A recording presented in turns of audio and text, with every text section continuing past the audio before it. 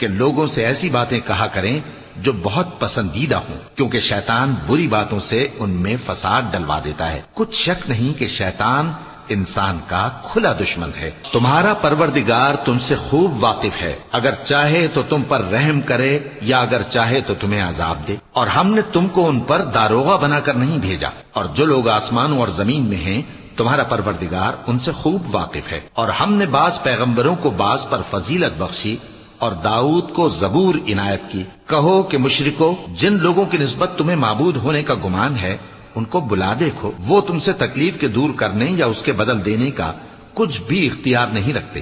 یہ لوگ جن کو اللہ کے سوا پکارتے ہیں وہ خود اپنے پروردگار کے ہاں ذریعہ تقرب تلاش کرتے رہتے ہیں کہ کون ان میں اللہ کا زیادہ مقرب ہوتا ہے، اور اس کی رحمت کے امیدوار رہتے ہیں اور اس کے عذاب سے خوف رکھتے ہیں۔ بے شک تمہارے پروردگار کا عذاب ڈرنے کی